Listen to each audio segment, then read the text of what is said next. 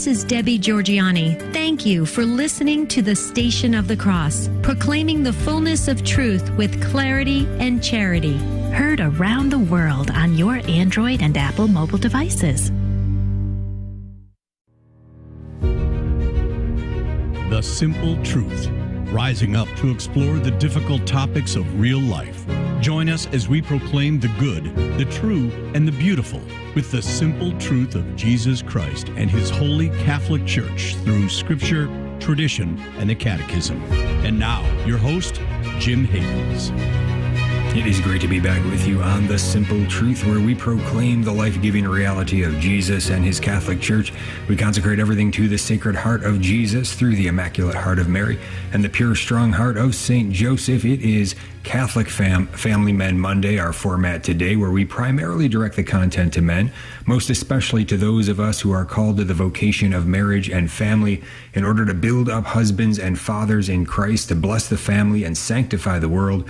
But make no mistake, everyone is certainly most welcome to listen in and or watch. Plenty here that is valuable and applicable to all, especially our topic today, which is preborn personhood. So we all need to lead on life. We all need to be proclaiming and praying for and working for personhood now, the personhood of our littlest brothers and sisters in the womb being affirmed, so that they are not being dehumanized, ending the daily mass murder of the preborn, making it illegal in law and unthinkable in culture. Also the exploitation of pregnant moms in need. All of this, right? We want to end this evil. This is a topic that we've been talking about from day one on this show, and affirming the constitutional personhood of the preborn is an important aspect that has only grown sharper and deeper and stronger over the past 2 years of The Simple Truth, most especially on the Friday show, Fridays with Father, with co-host Father Stephen Imperato,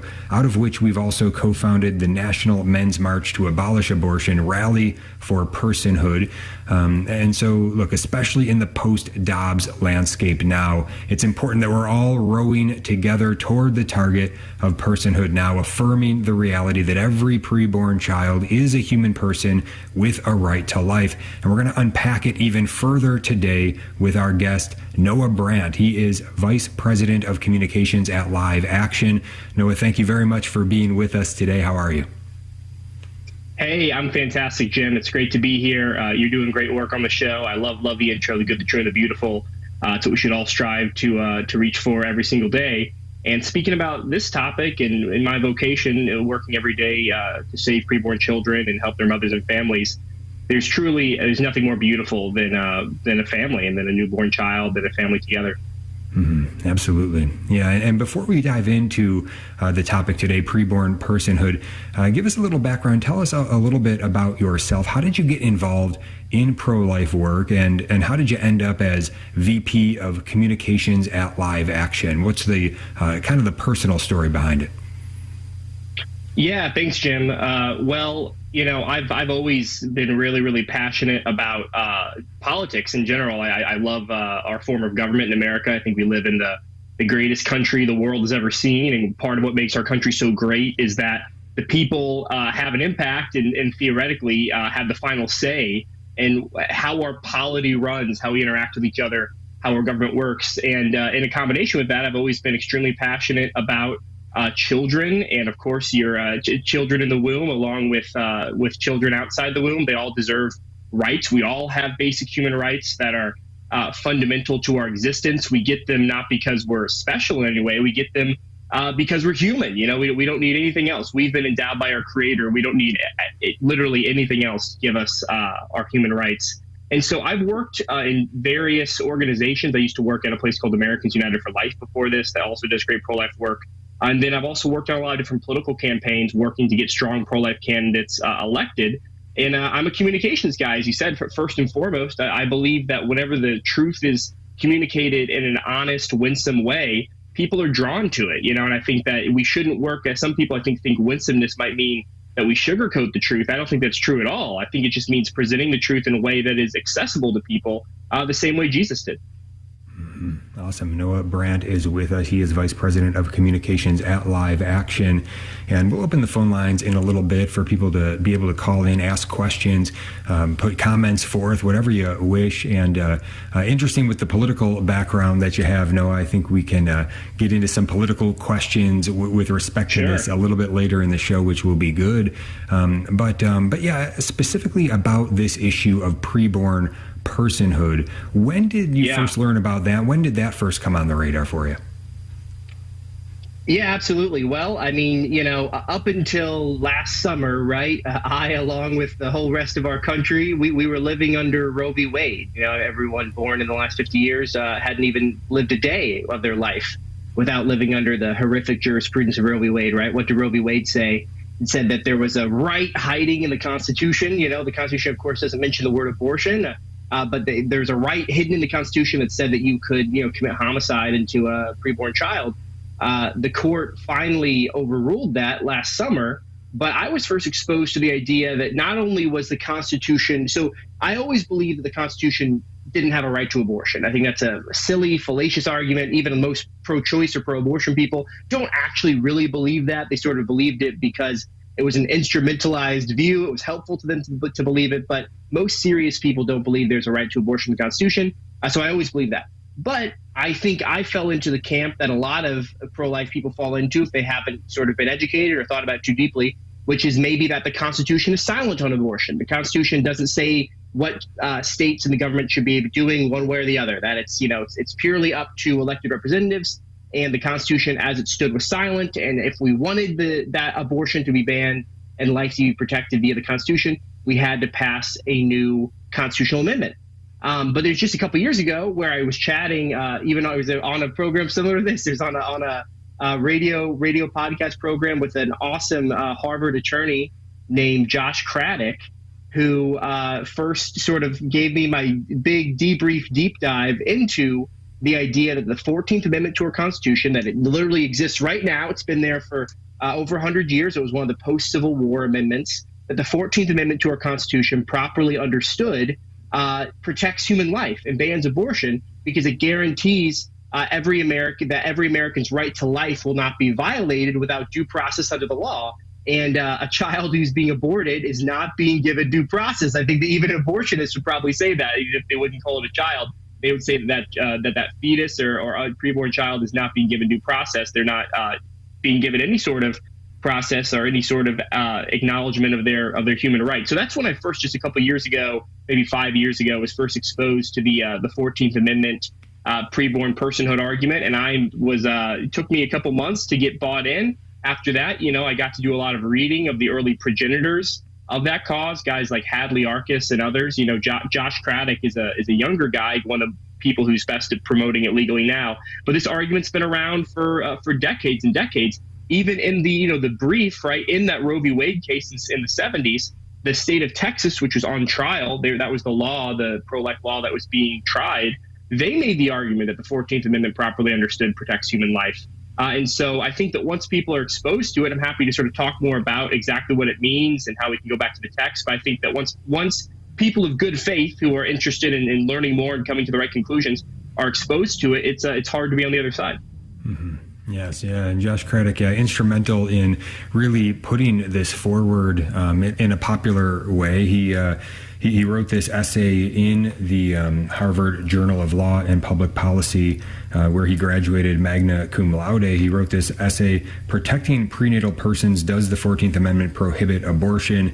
And that was, I believe, back in 2017. Now we've got the amicus brief that was presented to the Supreme Court justices in Dobbs by Robert George and John Finnis. And by the way, folks can find that. You can just search it. But I believe also Father Stephen Imparato has that up on his website, protestchildkilling.com. And if you look for constitutional personhood, he's been putting down everything that he's been finding, laying out the argument there on constitutional personhood.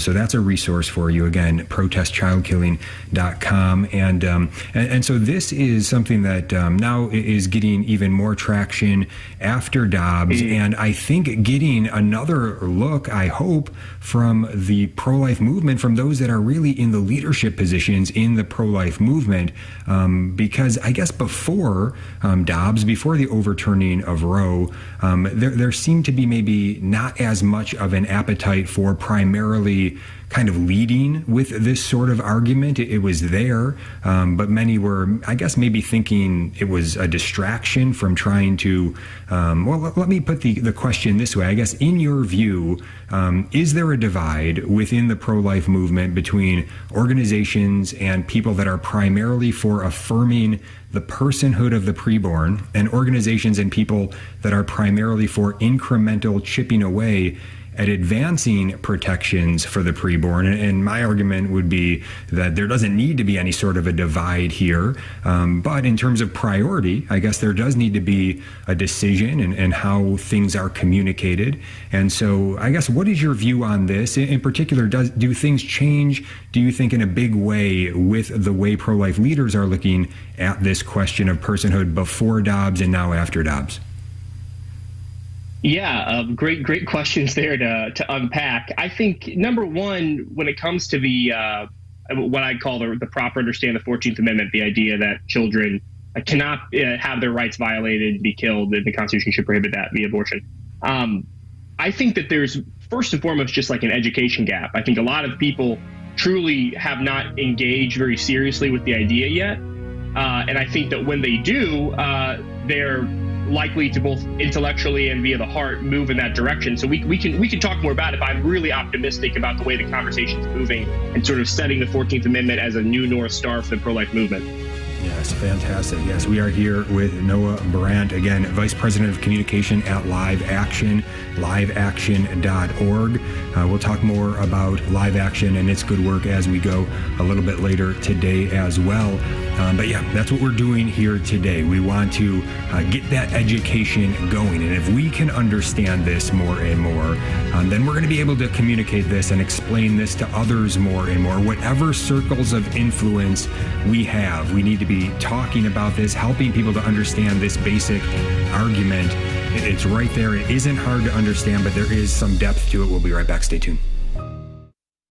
Hello, this is Steve Gleason with your 1-minute tool for Catholic evangelism. Here's the question for your non-Catholic friend. When determining specific moral truths, most Christian churches say they use the Bible, so it's safe to say that they have agreement on doctor-assisted suicide, abortion, contraception, and embryonic stem cell therapy. Well, here's your 3 best friendship tools for Catholic evangelism. Number 1, a challenge for you. Speak with the 5 closest non-Catholic church pastors near to where you live. Inquire if they only use the Bible to determine their church stances on these issues. Secondly, my findings. There are some similarities on abortion, but varied with 2 key exemptions. No common stance on embryonic stem cell therapy, contraception was accepted by all, and no across-the-board agreement on doctor-assisted suicide. And thirdly, my comeback. Should these social issues of life really be determined through individual conviction? Well, maybe we should just leave the determinants of salvation up for grabs also. Remember, the ones Jesus called the least of these will always be in grave danger if their existence is left up to individual conviction. Finally, check the very stance of the Catholic Church on these weighty issues. It's impressive. The Station of the Cross is listener-funded, and we value your ongoing generosity. In this fast-paced world, it's easy to let your recurring donation slip due to something like a new address or a card number change. If you suspect that we might not have your up-to-date donor information, you can check with us during regular business hours at 1-877-888-6279 extension 104 or anytime online at thestationofthecross.com. Keep up to date with the shows we bring you each day on the Station of the Cross by viewing our programming grid on our website, thestationofthecross.com, and on our iCatholic Radio app. Just click the menu icon in the top left portion of our app and select the link to our programming grid.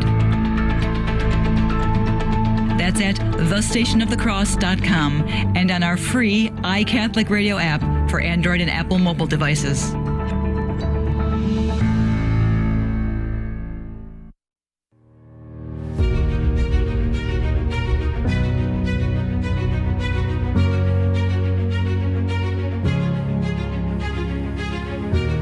Simple Truth. Jim Havens here with the topic of preborn personhood today on The Simple Truth with our guest Noah Brandt, Vice President of Communications at Live Action. Again, we'll be putting the phone number out in just a little bit, probably the end of this segment, so you can get any questions and any comments that you have on this topic today. But first, learned about Noah. This was from a few weeks ago on the Friday with Father show with Father Stephen Imbarrato. We, right after the March for Life, we were there, and then we did a live show from DC, and we were asking those in the audience, saying, hey, if you have heard anybody mention personhood today from the stage, perhaps at the rally, maybe even somebody in the EWTN coverage, let us know. We'd love to hear about it. We played some good clips of Bishop Joseph Coffey from the Basilica at the ending Mass of the vigil there, and he didn't say the word personhood, but he was basically laying out the case. And then we did get a message from a listener in Romania, so great to hear from him out there. And he sent us this clip of Noah in part of the EWTN March for Life coverage. We were very pleased to come across it, and now very blessed to have Noah on the program today to talk more. But let's reset this. This is Noah Brandt, VP of Communications at Live Action during the EWTN March for Life coverage this past year, just a few weeks ago. Here it is. I want to ask you about Live Action's strategy to stop abortions. How do you believe we can most effectively end this atrocity? Listen, we have 5 decades of Roe v. Wade, right? 5 decades of the Supreme Court saying states, the people, Congress, they can't protect children. That's over. The pro-life movement needs a new long-term goal. We need to act with short-term urgency towards a long-term goal. And in Live Action being that goal is constitutional personhood, a full application of our Constitution towards all Americans, including the preborn, right? The 14th Amendment in text guarantees all persons equal protection and due process under the law. And right now we are not equally protecting or giving due process to all people. So it's like, I think that is the long-term goal, and there's a lot of things that we can do in the interim. But the most important thing for everyone watching, right, is to understand what the Constitution says. The Constitution is not silent on killing, right? The Constitution says that we're all guaranteed equal protections. That's what we need to be working towards. Right. All right, there it is. So Noah, short-term urgency towards that long-term goal. I love it. I love what you were saying in that first segment, the language around the North Star for the pro-life movement, meaning constitutional personhood. So tell us more about this short-term urgency and this North Star that we all need to understand. Yeah, well, it could be helpful, right, to talk about a little bit of history. So after Roe in the early 70s, it came as a shock, right, to pro-lifers across the, just people of good conscience across the country and world, that, wow, now there's this sort of fake right to abortion in the Constitution. What do we do? And there was a lot of different ideas of what to do. I'd say if you look back on the historical record for 3, 4, 5, 6 years after Roe was initially put down, there was a lot of different strategies of how to go forward. Do we put all of our time into passing a new constitutional amendment? Do we put all of our time into trying to confirm new justices, right? At that moment, it seemed so dire, right? Like, we just have these 6 justices do this. Will we ever be able to get new justices on the court to overturn it? And there wasn't sort of this legal movement behind it to be able to kind of matriculate these pro-life justices to fully overturn Roe. But the point is, there was arguments, there was dissension, but there ultimately was that strategy, which is, yes, we're going to create a pro-life legal movement, and we're going to get justices confirmed, and we're going to overturn this horrific decision. And it took 50 years, right? It took 50 years of working really hard, of institutions being built for that express purpose, places like the Federalist Society and others that valued an original interpretation of the Constitution, which of course said would not say there's a right to abortion. But it finally happened, right? There's a couple of years of sort of debate and dissension. There finally was a strategy agreed upon. And then just this past summer in 2022, it happened. We finally got 5 justices on the court who would overturn Roe v. Wade. So I think what I'm saying is we are in a period of newness, just like we were in the early 1970s, which is Roe v. Wade was overturned. Like, that was the goal that the pro-life movement was centered on for 5 decades. That's a long time. And we achieved it. And that's great. It's huge, but there are still 2,500 kids being killed every single day in our country. And so we can't for a second stop. And I know you know that, and the listeners do too. And so the question is, what is the next huge goal? Like, what is the next 50-year, hopefully less, but maybe 50-year generational goal? And I think that goal has to be a acknowledgement of the personhood of every single American, including the preborn, and their human rights guaranteed, right, given to them by God, but then guaranteed to them by the Constitution, specifically the 14th Amendment. So I think that right now we're in that period of education, of persuasion, of debate, because as you know, Jim, I mean, there are a lot of smart people in the pro-life movement, or some at least, who don't think this is the best strategy to go for, right? They would maybe rather focus time on passing a new constitutional amendment, or they would rather just focus exclusively on state legislation. And I'm a huge proponent of state legislation. That's some of my work day in and day out, helping great state legislators pass laws that protect their own citizens.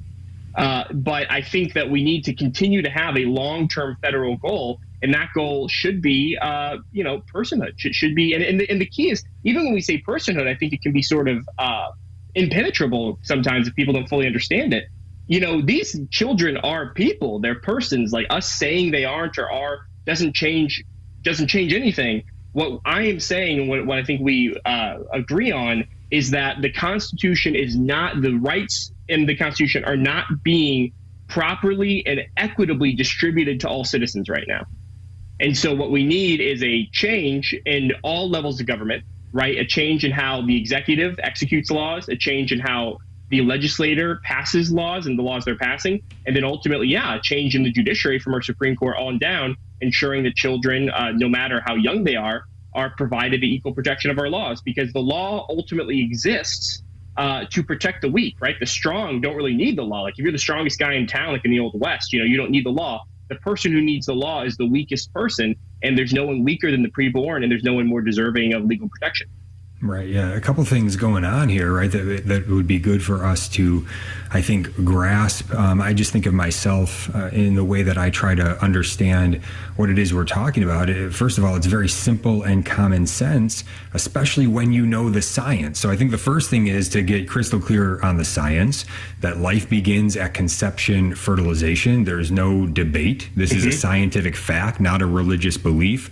Our faith confirms the fact as far as what we do when we know there's human life. We don't kill people. We don't kill innocent human beings. And so we know there's an innocent human being from conception, fertilization. We were all that size once, is the simple way that I say it. So I think that helps me to understand what it is we're talking about, and then to understand that, okay, this is a scientific fact, right? This is a human being. This is a human person. To me, what are we talking about? Why do we have to say personhood? Every human being is a human person. But the reason we have to say personhood is because there are those that are trying to advance this lie that you can have human beings that are not human persons, and then therefore they can dehumanize those human beings and say, well, this is a human being but not a human person, therefore we can do whatever we want. We can treat them differently, right? And the 14th Amendment of the Constitution was put in place to stop that right after slavery. So coming out of slavery, it was for the equal protection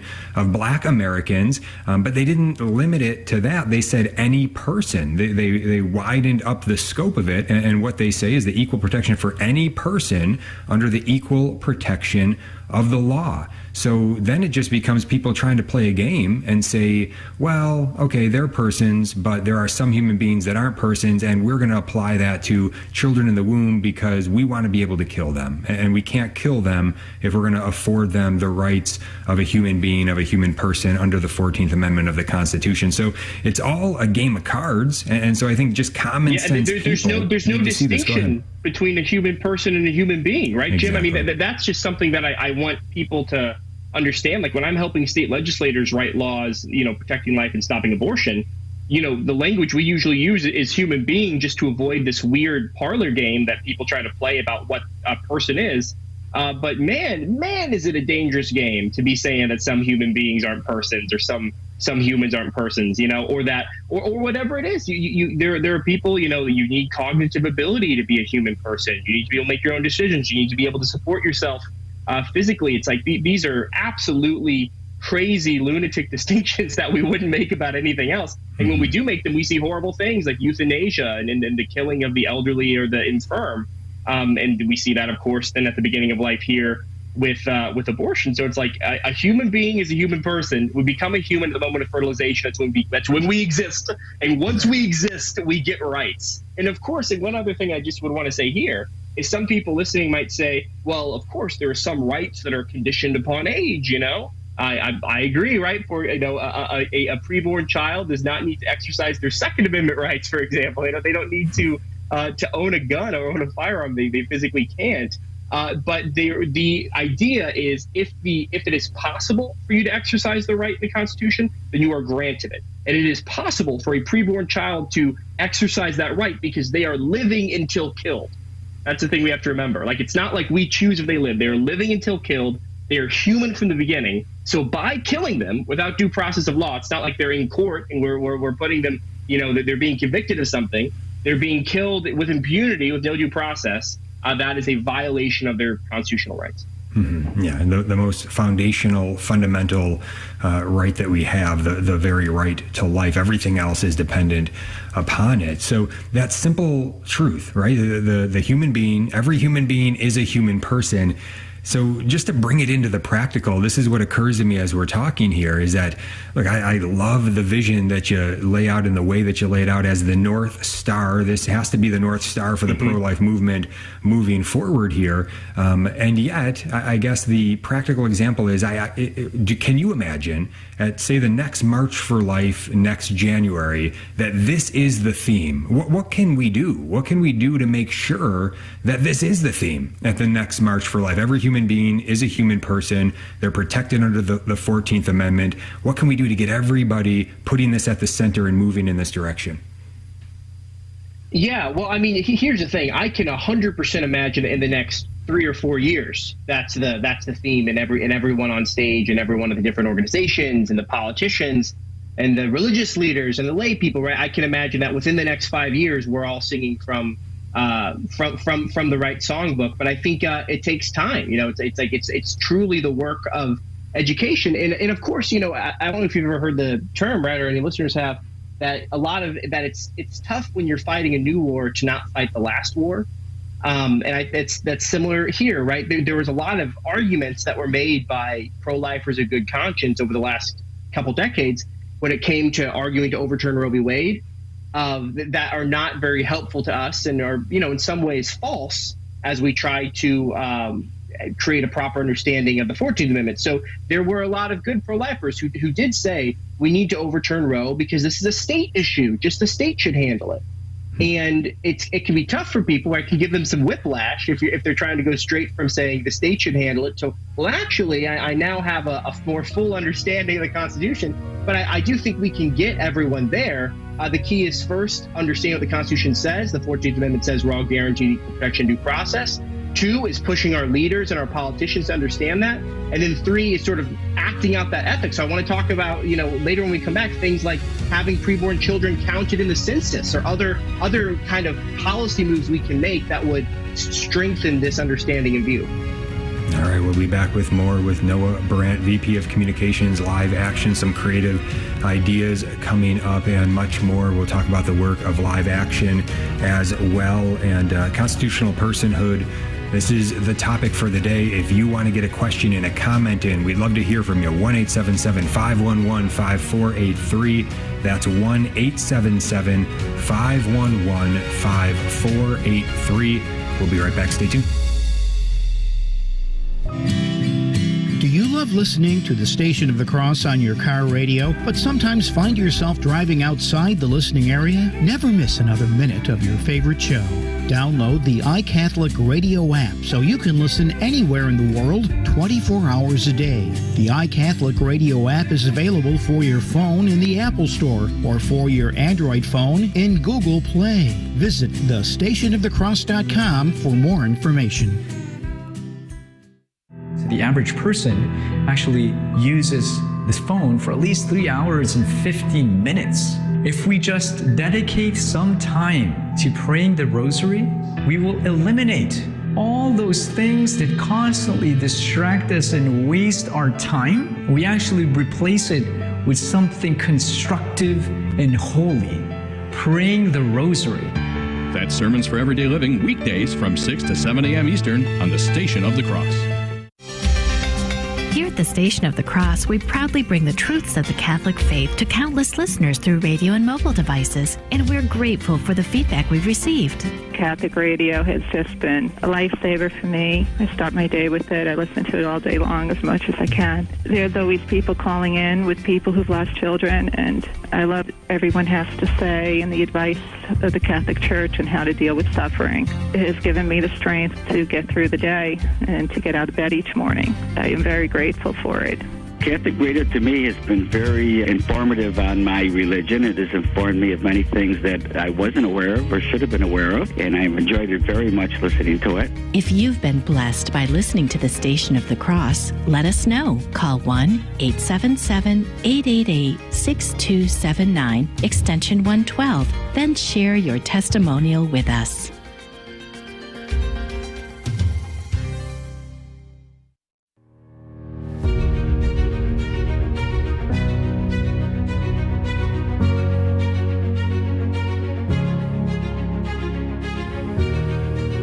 The Simple Truth. Jim Havens here with Noah Brandt today, Vice President of Communications at Live Action, liveaction.org. Live Action exists today to shift public opinion on the killing of preborn children and defend the rights of these most vulnerable among us. I'm reading from the About page on their website now, again, liveaction.org. Through compelling educational media, human interest storytelling, and investigative reporting, we reveal the humanity of the preborn and expose the abortion industry's exploitation of women for profit.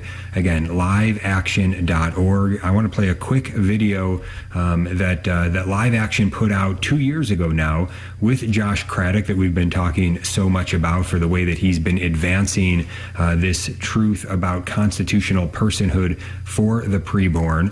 Here's a great way that he lays it out. You'll get a great taste of it right here to educate us as we continue to want to just learn more and more about this so we can get better and better at explaining this to others. It doesn't need to be complicated. It can be quite simple. And here's Josh laying out various points of importance here. Here it is. The 1973 Supreme Court decision, Roe v. Wade, required states to allow abortion. The 7 men forming the majority said the right to privacy includes a woman's decision to end the life of her preborn child, effectively through all 9 months of pregnancy. This decision was widely criticized, even by legal scholars who support abortion. Notably, the justice who wrote the Roe v. Wade opinion, Harry Blackmun, made an important admission. He wrote, "If prenatal personhood is established, the case for abortion collapses, for the fetus's right to life would then be guaranteed specifically by the 14th Amendment." The 14th Amendment was ratified in 1868 after the Civil War to ensure that no human being would be denied basic constitutional rights. The amendment says states may not deprive any person of life, liberty, or property without due process of law, nor deny any person the equal protection of the laws. So let's take up Justice Blackmun's challenge. Are preborn children persons within the original public meaning of the 14th Amendment? Let's use 3 different tools to answer this question. First, definitions from when the 14th Amendment was ratified. Second, historic state practices related to abortion. And third, the framers' understanding of the amendment. So first, definitions.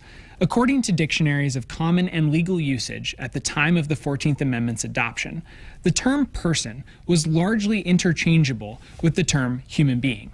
The 1864 edition of Noah Webster's dictionary defined the term person as relating especially to a living human being, a man, woman, or child, an individual of the human race. No dictionary of the era referenced birth or the status of being born in its definition of person, man, or human being. In legal usage, every human being was considered a natural person. In his Discourse on the Rights of Persons, the authoritative treatise writer William Blackstone wrote, "Life is a right inherent by nature in every individual." For Blackstone, if human life existed, legal personhood existed also. There was no distinction between biological human life and legal personhood. Second, state practice. Centuries of English common law tradition consistently treated abortion as the wrongful killing of a human being. From her founding, the United States adopted this tradition and prohibited abortion as soon as human life could be detected. When the 14th Amendment was adopted in 1868, the states widely recognized unborn children as persons. Nearly every state had criminal legislation prohibiting abortion, and at least 28 jurisdictions labeled abortion as an offense against the person. 9 of the ratifying states explicitly valued the lives of the preborn and their pregnant mothers equally by providing the same range of punishment for killing either during the commission of an abortion. Furthermore, at least 10 states considered abortion to be either manslaughter, assault with intent to murder, or murder. In 23 states and 6 territories, laws referred to the preborn individual as a child. In fact, the same Ohio legislature that ratified the 14th Amendment called abortion at any stage nothing less than child murder.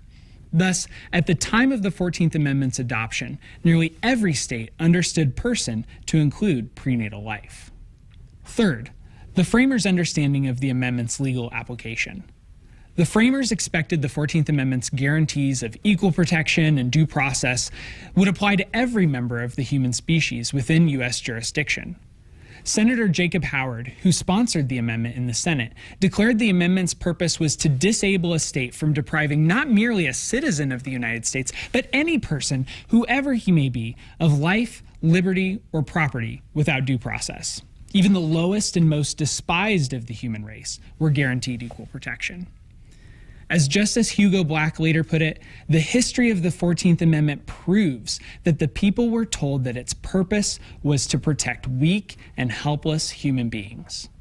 Considering this evidence, it is clear Roe v. Wade was wrongly decided. Preborn children are constitutionally entitled to due process and the equal protection of the laws.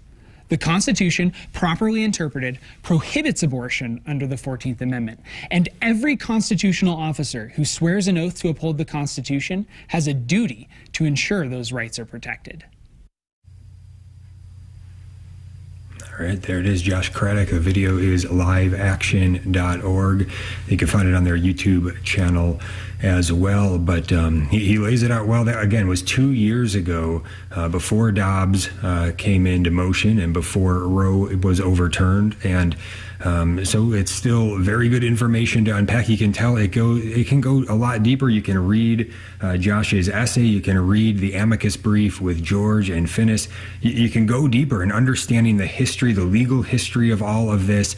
It's important maybe to get as much as you want to get on this, but it really is very simple. Every human being is a human person. The 14th Amendment to the Constitution says equal protection for any person under the equal protection of law.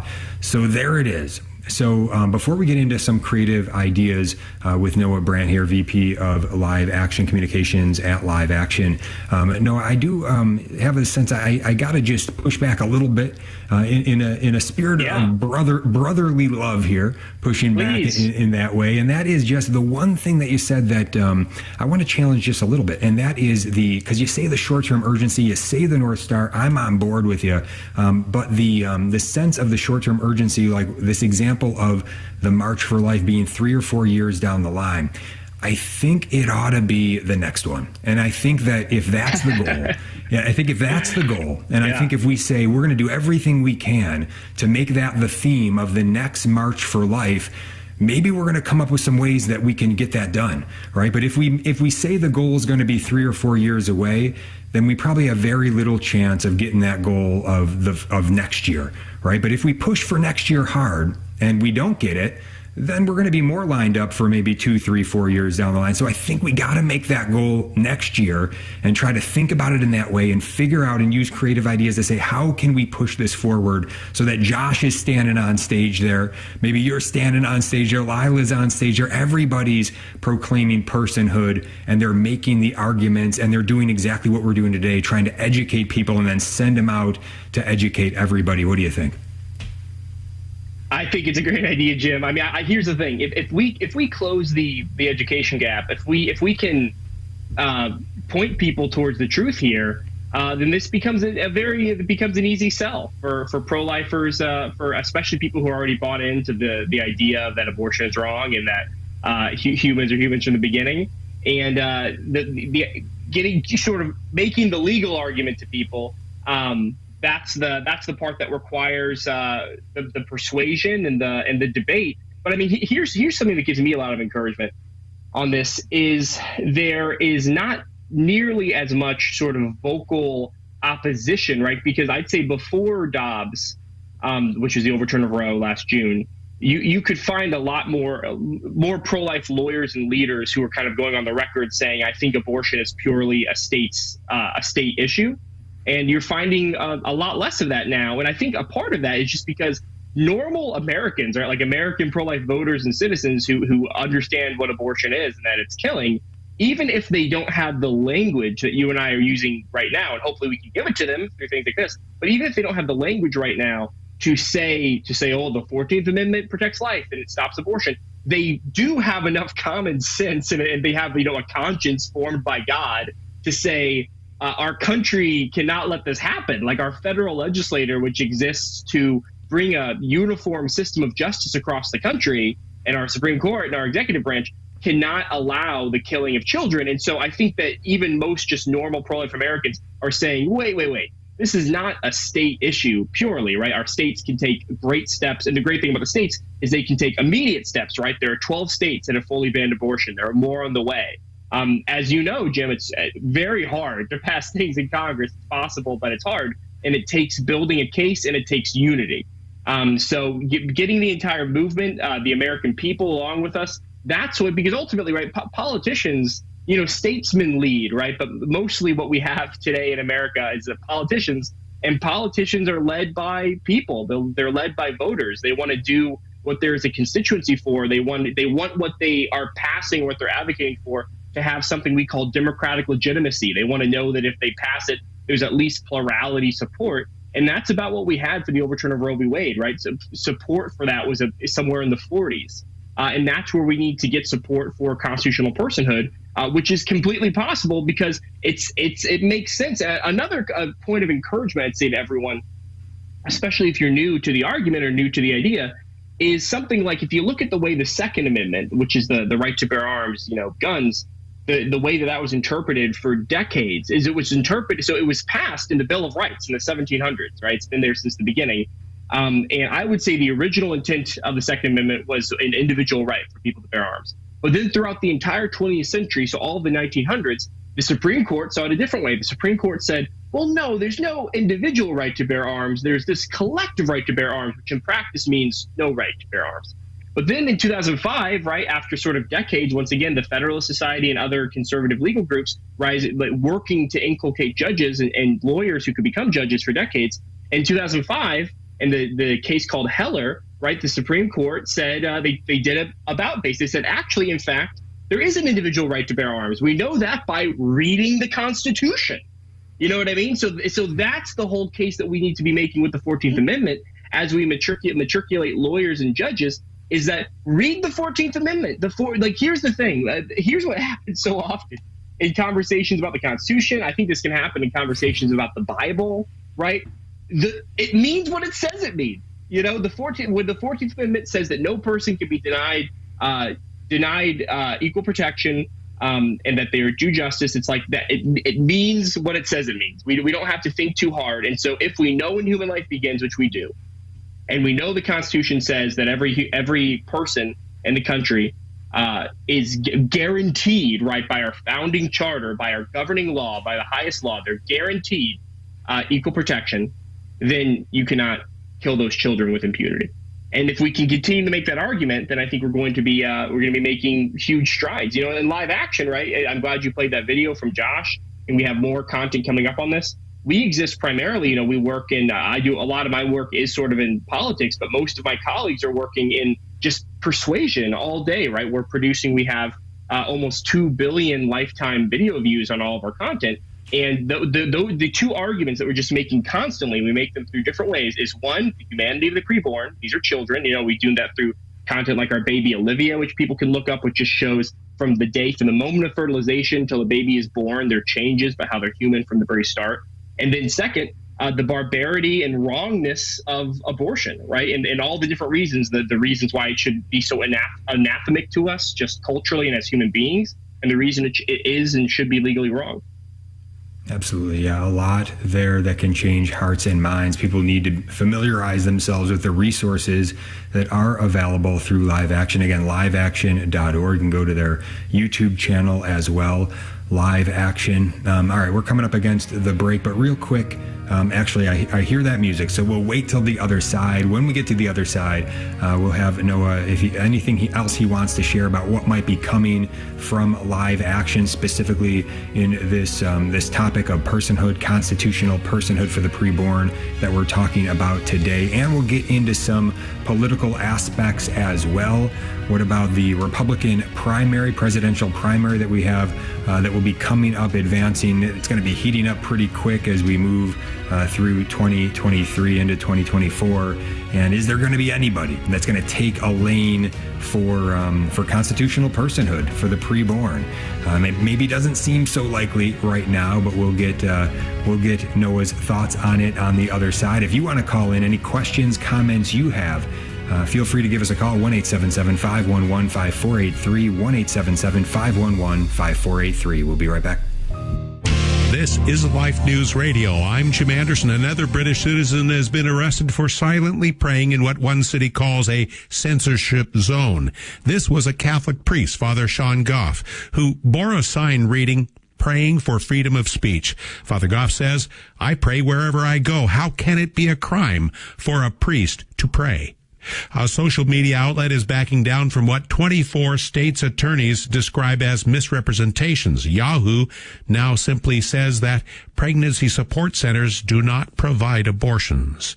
The move may have a little to do with a new study in a contraception trade magazine showing pro-life pregnancy centers offering better care for less cost than abortion clinics. This is Life News Radio. In other stories, the U.S. Senate's two lone liberal Republicans are sponsoring another bill to allow unlimited abortion. San Antonio is attempting to defy Texas law. A May 6 ballot measure intends to ban police from actions against abortion providers. New Mexico is advancing legislation to compel schools to facilitate secret abortions for students. Pro-life activists are lamenting 3 recent special elections in Pennsylvania that have given control of the state house to abortion advocates. The FBI is rescinding a document which, with no support, contends Catholic groups are dangerously pro-life. Former agents blasted FBI statements saying they put Catholics on par with Klan members.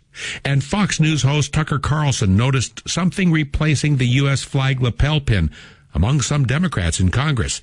He didn't mince any words about the new Planned Parenthood love abortion pins. This promotes, he said, an ancient religious rite called human sacrifice. He said while some favor abortion, he contends no one loves abortion. For pro-life headlines delivered to your email address daily, sign up at lifenews.com. This has been Life News Radio.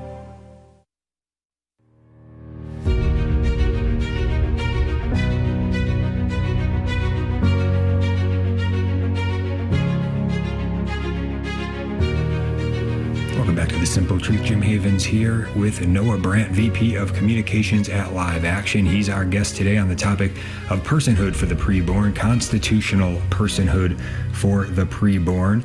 Last chance to get a call in, 1-877-511-5483. That's 1-877-511-5483. And do want to encourage any men that might be listening, especially that we need to lead on life. We need to be courageous in pushing this urgently for the sake of the preborn that are being murdered by the thousands every day, for the moms that are being deceived and wounded, souls being lost, families being destroyed, the dictatorship of relativism on the march, and much more, including the loss of true manhood as grown men sit on the sidelines and act like we don't have a major role to play in all of this. We've got to step up. We've got to take our place in the midst of all of this and step up and lead and proclaim the truth and live the truth and do what we can within our spheres of influence. And we're blessed to have a good man with us today again, Noah Brandt, VP of Communications at Live Action. Noah, anything else you want to share in terms of, yes, creative ideas, anything Live Action has coming up to kind of push this further, constitutional personhood, anything else? Yeah, absolutely. I mean, there's a lot of, right, I'd say for our great, sort of citizens who aren't actively always super involved in the political process, the most important thing is understanding this, becoming, an apostle for this message, communicating it to friends, colleagues. But then there are also ways to communicate to our political leadership, right? So two initiatives I'm mentioning, one on the federal level, one on the state level, that are compelling and important to build this case, because the same way that, there's a book that was recently written about the overturn of Roe v. Wade, and it was called Chipping Away, right? Is that a lot of the success, the overturn of Roe v. Wade had to do with years of building blocks, chipping away at it till it finally fell down. And so now it's sort of the opposite. Instead of chipping away at something, we're building something up. We're building the case for constitutional personhood and protecting these children through an application of the 14th Amendment. So one thing federally is the census, right? So every 10 years, we do this big census. We just did one relatively recently in 2020. We learn a lot of interesting information. And, we're not just counting citizens of the census. We're counting all people in the country, all persons. And so something important that Live Action is interested in, and I'm working to help our legislator friends with, is counting preborn children, so in the census. So more or less, it could be described as counting a pregnant woman twice, but that's not really what it is. It's counting a pregnant mother with her child, because once again, that is building the case that this is a human being. And the nice thing about that is there might not be as much opposition to that even on the political level, because politicians like to count as many people as they can in their states, because that means more money for their states from federal programs and other things. And a lot of big pro-abortion states, like California and New York, these are youngish populations who are having a lot of children. So it could be beneficial, even in these more pro-abortion jurisdictions, to count preborn children in the census. So there might be some ways to take political action there. On the state level, there's a few things. Some states, both these things can seem small, but they're huge in building the case. Some states have made it to where a pregnant mother can ride in the high occupancy vehicle lane on the highways, on the state highways, because in those HOV lanes, you need to have two people in the car. But when a pregnant mother is driving the car, quote unquote, by herself, she's not by herself. There's another person in there, right? So if we're acknowledging the personhood of the child in the womb, which we should, then that mother should be able to drive in the HOV lanes. South Carolina has already taken steps towards doing that. So is Georgia. Another thing that states can do, and you could even write your state legislators asking them to take this up, is Live Action. We've helped with some great lawyers in creating a resolution for state legislators to pass, saying that this state legislator affirms that the 14th Amendment protects all human life. And it urges their congressional representatives, right? So if it's in, I'm in Missouri. So if the Missouri legislator were to pass this, it would be urging our senators and members of Congress to also back that view and back legislation that enforces that view, that the 14th Amendment protects all people, including preborn children. And the thing about a state legislator doing something, as most people probably understand, is state legislators actually get stuff done. It's like state legislators can move things a lot faster than our federal brothers and sisters up there. And so a state passing that resolution is also a great step towards saying, look, there's a groundswell for this. The people want it. The state legislators want it as well. Mm-hmm. Yeah, great stuff here with Noah Brandt, VP of Communications at Live Action, liveaction.org. Let's go to the phone lines now. Bring in Kurt in Boston, Massachusetts. Kurt, thanks for calling in. Your thoughts today? Hey, I'm not as articulate as Noah, but I think Noah could run with this boy and make a touchdown. First of all, we have Black Lives Matter. So let's show it for the Marxist theology that it really is, and it does want to destroy children, because communism is eugenics, let's face it, personified. So, and we said with slavery and black people are of personhood, but we have everybody touting Black Lives Matter just because it is a phrase. Well, let's put something to it. Black lives do matter, because most of these abortions are in black neighborhoods, and they're going after female black babies.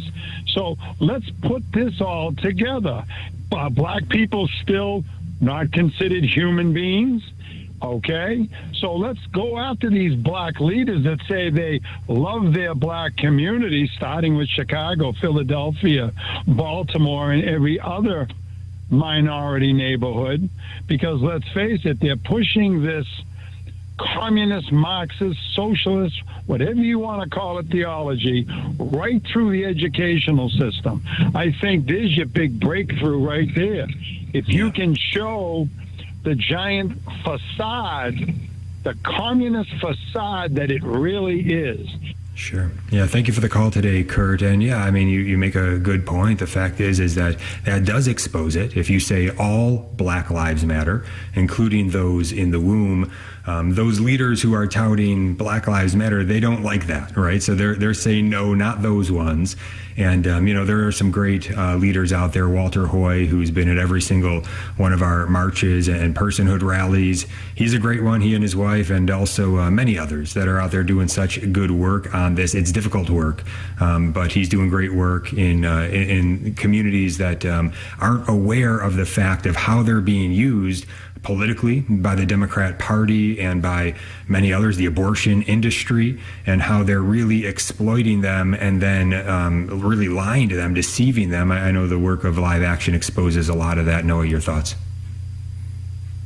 Yeah, I mean, listen, every abortion is an absolute tragedy, but, the data doesn't lie, right? Minority communities, that's where these abortion clinics or abortion facilities, I hate even calling them clinics, abortion businesses, really, because they make money from them. It's where these abortion businesses open up shop because they target people, right? They target people and they tell them lies that having a child will ruin their life and that there's no help available for them and that they're not strong enough. And then they take their money and they kill their child and they never see them again, maybe until they might come back for another abortion. And so it's all about both education. It's also about pairing good resources, right? The church being an instrument of Christ's love here and ensuring that every pregnant mother, even if she's pregnant in circumstances that she wishes she wasn't, if there's a circumstance of abuse, or if it's a circumstance of infidelity, or if it's a circumstance of feeling like she has too many kids to support, it's about stepping in there, showing her that she's enough, and giving her pairing her with material resources. Because one of the reasons when you look at social data that women get abortions is they feel like they are going to financially or materially struggle to provide for that child.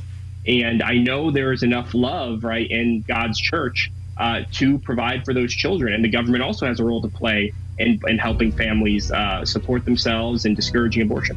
All right, we don't have much time to get this one in, but any prediction in the Republican primary? Is there anybody to watch out for that would be most susceptible, I think, to getting into a constitutional personhood lane? Anybody that you think could be most influenced?